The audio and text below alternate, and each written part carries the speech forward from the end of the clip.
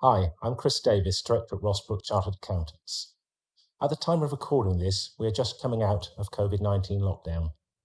Business prospects for the next 18 months generally look bleak, but despite that, there will be many successful businesses.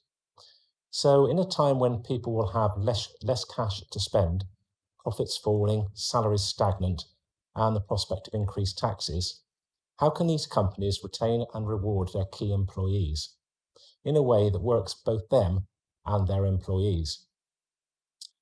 One question we often hear is, can I give my employees some shares? Well, in theory, yes, but I wouldn't normally recommend it. This may give rise to significant tax liabilities for the employees, the company, and the current shareholders. Plus, the business owner has effectively given away a portion of his business, which he will then find very difficult to get back if circumstances change.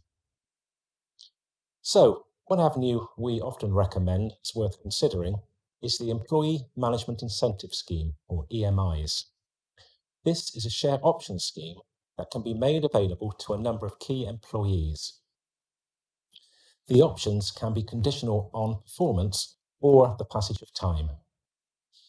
The options might, for example, be only exercisable on the receipt of an offer for all of the company's shares from a third party.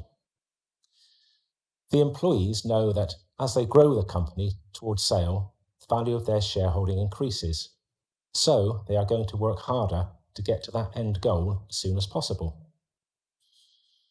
In the meantime, the business owner knows that he still has all his shares in the company until the date of sale, and that in due course, say 90% of a lot is worth considerably more than 100% of very little. So, as well as providing an incentive for employees to grow the business and remain with it until a successful exit, these are extremely tax efficient for both the employer and the employee. For example, no income tax or national insurance contributions are due on the grant of the options. No income tax or national insurance contributions are due on the exercise of the option, as long as the exercise price is set at a value equal to or greater than the market value of the shares on the date that the option was granted. On disposal of the shares, the individual's gain is subject to capital gains tax, which is at a lower rate than income tax. Business asset disposable relief may be available on the disposal of the EMI option shares, meaning gains on disposal may be taxed at just 10%. And the company may also be able to benefit from a corporation tax deduction that crystallises when the options are exercised. Some of the key conditions to be aware of for the company are: firstly, the company must be independent, carry on a qualifying trading activity, and only have qualifying trading subsidiaries. The company must have gross assets of less than £30 million and have fewer than 250 full-time employees.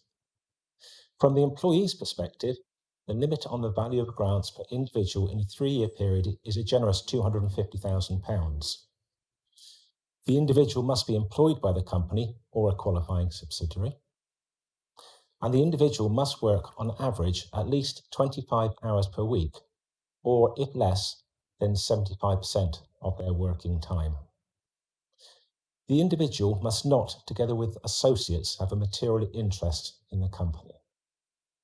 That's in excess of 30% of the ordinary share capital of the company, or 30% of the assets on winding up.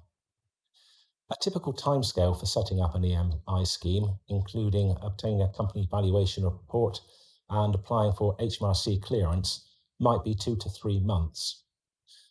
Rossbrook have a proven track record of setting these up for clients, and we believe that EMIs will be an increasingly useful tool for rewarding and incentivising employees in years to come. If you would like to know more about EMIs, please do get in touch. Finally, if you have found this video useful, please do like and share. Thank you.